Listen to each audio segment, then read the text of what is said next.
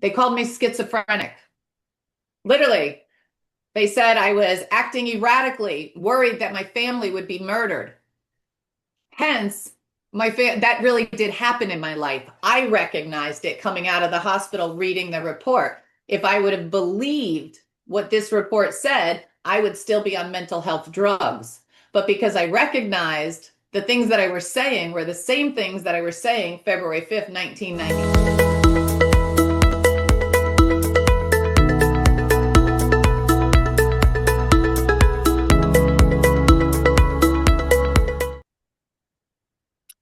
Hello there. This is Healing with Hannah, and today's guest is Dr. Tanya Lee.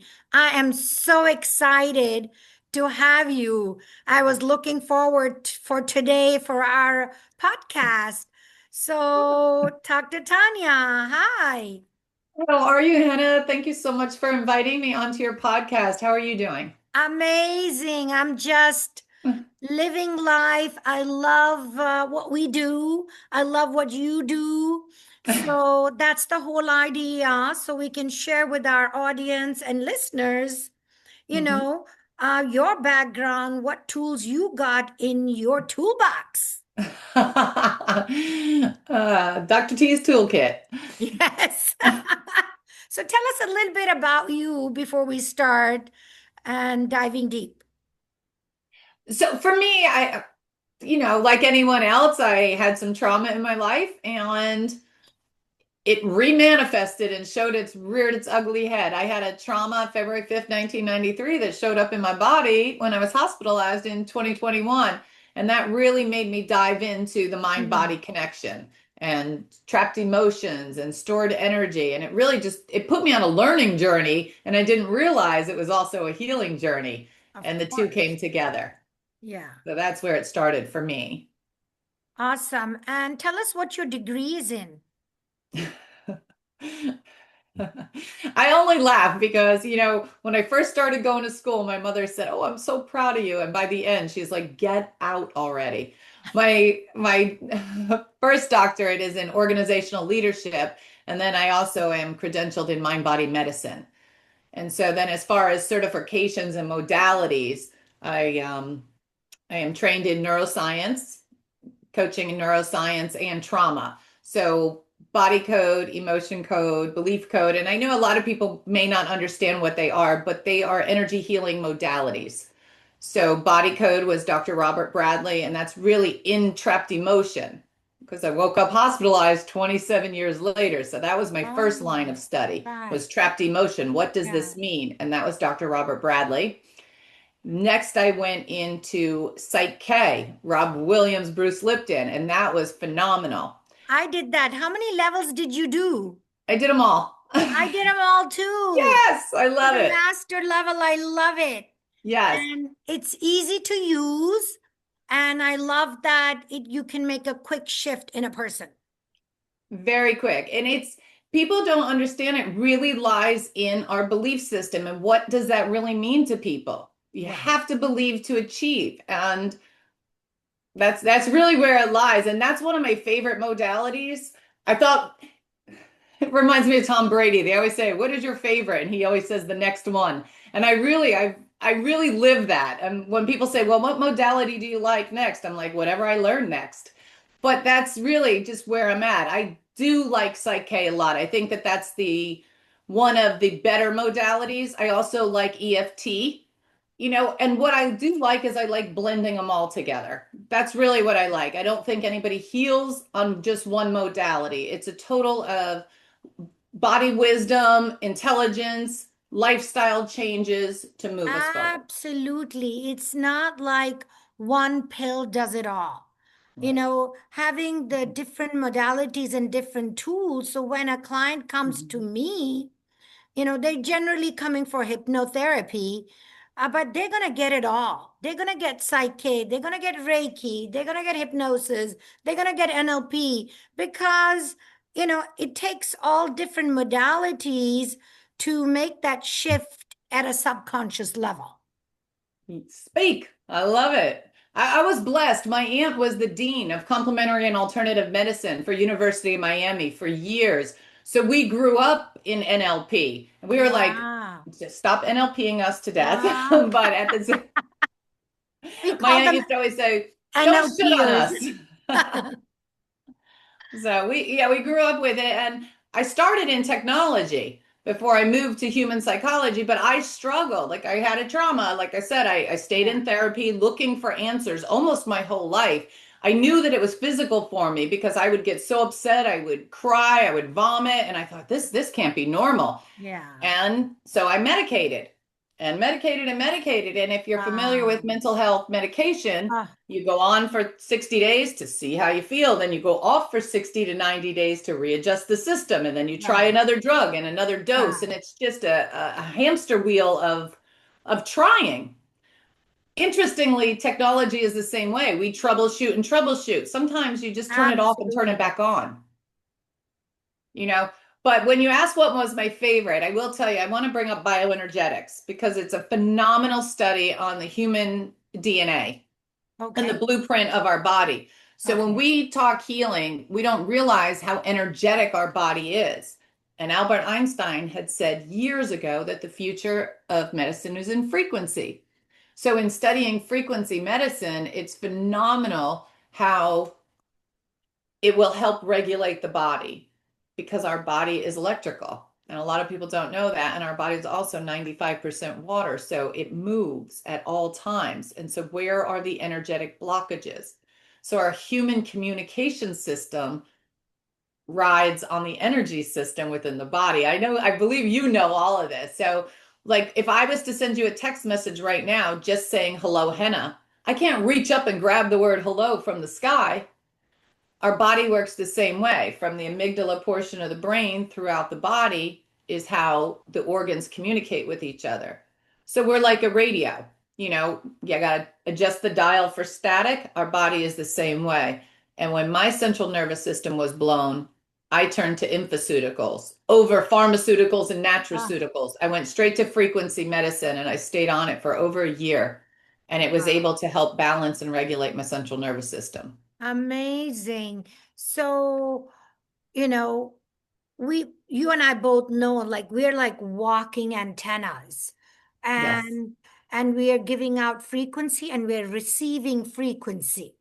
All day And long, right? all day long, your thoughts are frequency that goes on and then, ripples into the universe and then comes back to you. That's why we say, be careful what you wish for, what you say, because you're going to get it.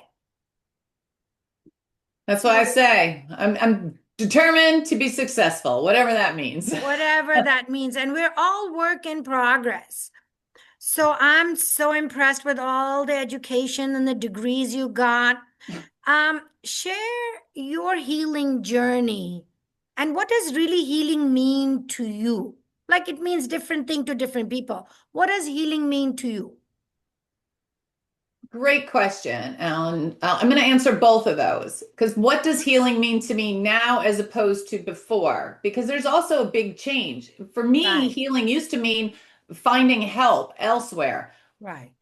What I've learned now is healing means taking the look inward, sitting in front of that mirror, asking the hard questions to ourselves.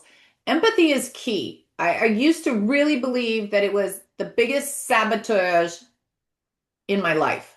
I hated being sensitive. And interesting fact, my favorite numbers are 2, 4, and 8. I like even numbers.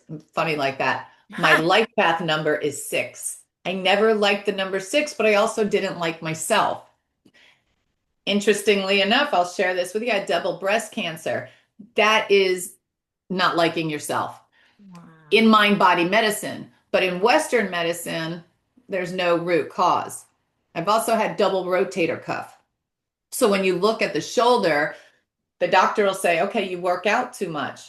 Of course I do. I lived with a lot of anger. So I worked out really intensely. But if you look at the root cause, it was not feeling good enough, shifting to doing more, looking for external validation. all of this goes together. So when you unwind it, it's like a rubber band ball. I say this a lot in therapy. We want to take this ball that lives inside of us and unravel it. Because to have 500 rubber bands loose so that air can flow through them, air being Wow. energy can flow through them, it's a whole lot easier to process than if we keep them like this. What a great analogy. I love Um, it. I love it. so that's where I So, sit. yeah, so healing really, to recap, lies inside of us. A It, 100%. The answers lie inside of us. And this is why coaching, because people ask me, you do mind body medicine, you coach, you counsel, are you a therapist? People ask all the time, what are you? And I just say yes, because I look at it like this. In this life, we're either struggling with a mental illness or a perceived mental illness because we're into self-labeling, or we're going through a spiritual awakening. This is where the belief system is so imperative because whatever we believe is the route we're going to take. So what I like to say is I sit right on the roundabout between this. You don't have Mm, to choose because I happen to be qualified on both sides. right. That's where I really can help people. So if you don't know what it is, don't let your belief system take you to a limiting place. Case in point, when I came out of the hospital, I just gave a lecture, so I have this right here. They called me schizophrenic. Literally, they said I was acting erratically, worried that my family would be murdered. Hence, that really did happen in my life. I recognized it coming out of the hospital reading the report. If I would have believed what this report said, I would still be on mental health drugs. But because I recognized the things that I were saying were the same things that I was saying February 5th, 1993, after the trauma, I was able to put it together and take a different route. So Wow. if I stress nothing else, just because somebody has a doctorate degree doesn't make them smarter than the body's intelligence. And when you learn your body, you will know when somebody tells you something that's not true, you will know it. We have so many things going Absolutely. on in this world. There's a lot of, dare I say, lies, untruths, artificial intelligence. But the one thing that always, always tells the truth is our own body. So And pay you attention to human intelligence. There's and emotional this, intelligence. yeah, Then we have, physical intelligence, our intelligence. IQ, but there's also soul intelligence and body intelligence. And it takes all four for us to be holistic. And they say your gut is the bigger brain than the Yes, brain. it is. So, really, when we say gut instinct and taking care of the gut, it's really very important that we don't realize how important it is. And a lot of times, because if you go the therapy route, because I went back to school in my 50s and got the mental health counseling degree because when I got out of the hospital, I looked at this is a little bit petty, but still I was in my own ways, but Hmm. I looked that doctor up on LinkedIn and I went to the college she went to. Like I was just mad. But at the same point, as petty as it was, I'm like, okay, you labeled me and diagnosed me. Now I want to go get the same education. Clearly, my mindset was not acting correct or mature Right. because she's a clinical psychologist and she went on. But the first degree she got was mental health counseling and she went on. I was angry, angry. Now, not so much. I'm sure my behavior was erratic, for sure. So, can you share one tool for our audience that they can learn and walk away with today and use it in their life? When life gets hectic and you feel like you have 500 things on your plate, that is the time to sit and do nothing. Okay. Because if the brain is going and going and going, don't stop on any one thought. You have to wait until the thoughts settle so you can make cognitive decisions and live with intention. When we live all over the place, we're not in flow. So living with intention is really, really key. And a lot of people don't know what that means. But I always say, in order to make a change, you have to be consciously aware. Our subconscious is 95% of our mind.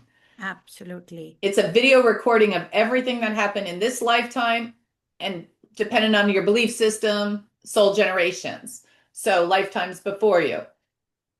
But what I tell you is the cognizant brain is 5%. So be very, very careful with the direction that you're going and don't take what everybody says as gospel. If you feel it, you can heal it. Yes, That's absolutely. And, breathing is one of the best tools to really get into your body. oh yes, breath Remind work. our audience, breathing, just focus on your breath and come back to it so you can come back to your body. I do that a lot Absolutely. of time when people have a hard time meditating. They're like, I cannot stop the thoughts. And that's when, everybody's different. So giving blanket advice is always very challenging for me because Yeah, I work in a field where we don't give blanket advice. We yeah, individualize it. But that's why I always say take it back to the body, but know your body. yes. If you Because if can you're feel already it, in fight or flight, you've already taken it too far. yes. And if Our you goal can, is to get it so that we operate in parasympathetic. I'm yes. sympathetic, I'm sorry, parasympathetic. So, awareness is the first step to change, my audience and my listeners. So, really being aware, and that's the first step. And then we can do the change. It's like I tell people, having a stop sign in your brain. When your thought Yes. takes you on a downward spiral, just put a stop sign and pause and, dispute your thought, dispute your belief system. Is it really 100% true what you're telling yourself constantly? And then see how you can redirect that thought to what you really want rather than what you're not getting. Yes. And if you can't slow the brain down, take it to the body. Yeah. Go right to the feet. How do my toes feel right now? Wiggle your toes. Am I feeling the sensation in my toes? Take it to the ankle, rotate the ankle. Like it's hard to get out of your head, especially in a fight or flight. I've been there. Yeah. Um, So you have to keep trying. One modality may not work. When I was in therapy at one point, they told me to put my head in the freezer or put cold water on your face. I'm like, okay, this is getting wonky, but I did it when my body went out of control. I mean, I did not the freezer, but cold water on your face, whatever it takes. There's so many different things. But the Yeah. one thing I would say is don't give up. Because if Absolutely. cold water doesn't work and breath work doesn't work, take it to the body, to the knees. How do your knees feel? How do your thighs feel? Contract your muscles, uncontract them, but Yeah. stay with your body because when you channel it inward, that's when you can make the change. When you channel it outward, that's why we have half of the violence and nonsense we have in the world Absolutely. today. And how would one reach you, Dr. Tanya? So just give a quick maybe website or your, however you want people to reach you. Well, my website, it's under construction, but you can still get the gist of it. Is www.consciouslyaware.com. Very easy because we can only change what we're consciously aware of. So, Okay, awesome. Thank you for your time. well, You thank know, I you, love Hannah. It's it. always good seeing your beautiful face. I I love it. know. Thank you, and thank you, audience. Please watch out for our next episode. Is going to be another physician is coming. So stay tuned. Bye.